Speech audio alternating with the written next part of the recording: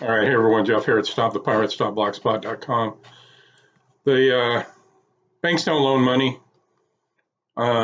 We have an unlimited supply of credit, and they just are kind of the intermediary between you and the Federal Reserve Bank, where you have unlimited credit. And that's kind of evidenced by, if you look at the back of your Social Security card, if you get one after, get a new one after, I think 6 of 1999. It'll have a letter and a red number on the back, which is the letter corresponds with one of the 12 Federal Reserve banks, A through L. And if you want to know what those are, just look at a $1 bill, a little circle on the left.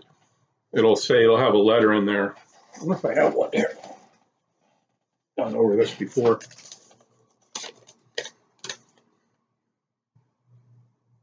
This one has a G on it, which is the Chicago Federal Reserve Bank. But you'll notice on the back of your Social Security card, keep in mind you can get 10 new ones over your lifetime, which will have a different bond number on the back, account routing number, and you can get 10 of them over your lifetime. So if you want a new one, just tell them you lost it and go down and get another one. But that's evidence you do have unlimited credit. Banks don't loan you anything. And so if banks do not pay out loans from the money they receive as deposits, why hasn't somebody sued them? Well, somebody has. And they won.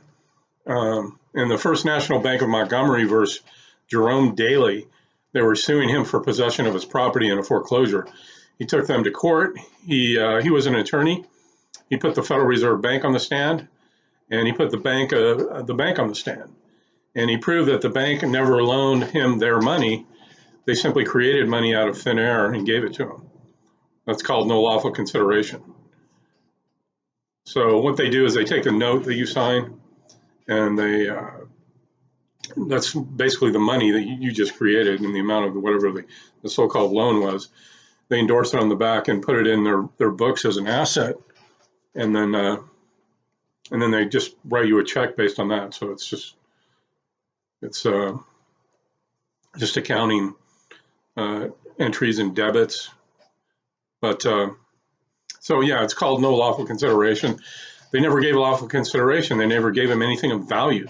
They simply took his signature, monetized it, and gave it back to him in the form of a check. These are things that you don't hear about often, and people need to know that when dealing with banks, it's all kind of smoke and mirrors, and in the reflection upside down, it's magic basically. These are the magi, and they've webbed a spell. Everybody, we all think this has value. And in respect, it does, but you don't own anything that you purchase with it. These are just debt notes, just like the note that you signed when you purchased your house. So a bank, instead of being a lender as a facilitator, you instead of being a borrower in law, you are a creator. And it's just like anything, any kind of child support things, and any kind of company that you have an account with your all caps name and tied to your Social Security number, if you do a kind of a forensic audit of where this money is coming from, you'll find out that you are the fiduciary on all these accounts. They get in from your credit.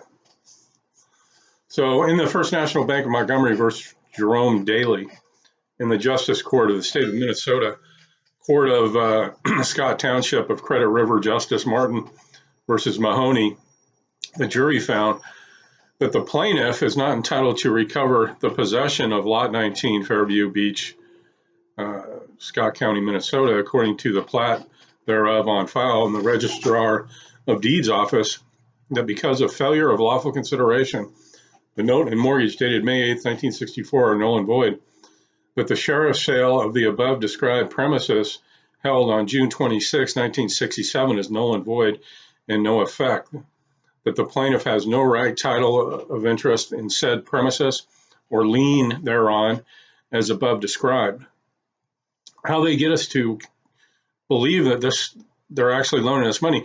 It's through a process of let me get into this here.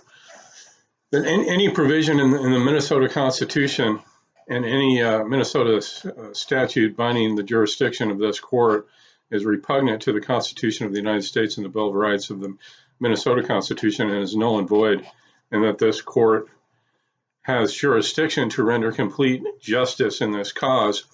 This is a perfect example of lawful consideration.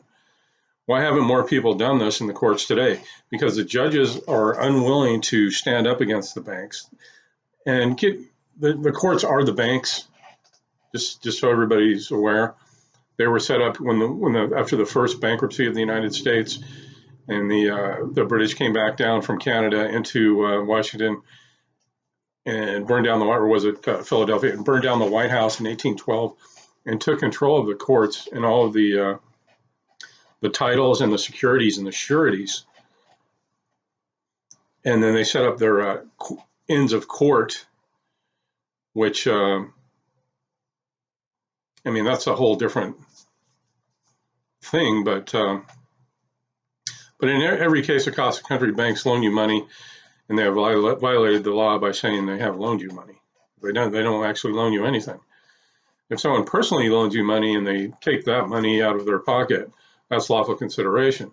But when a bank, when its power to create money out of thin air, loans you nothing and gets to take the asset of your home or your car or whatever back and sells it, that's a bonus for the bank.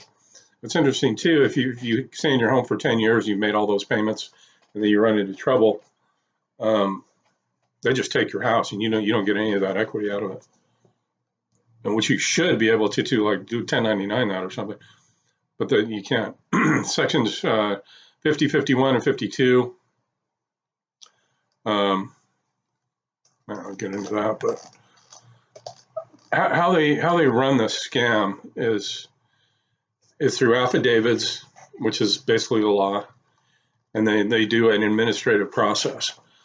So you as an individual can go to anybody or any corporation, and it's been done if you research it, and just send them a bill and say you have 30 days to respond to this bill, and notarize it and make sure everything's fine and done legally and done through a notary public.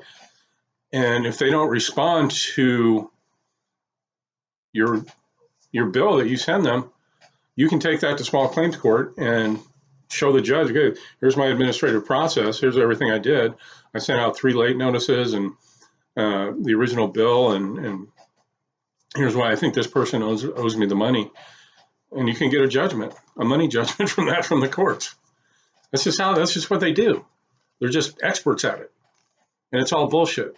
Anyway, go to stopthepirates.blogspot.com. Thanks for listening.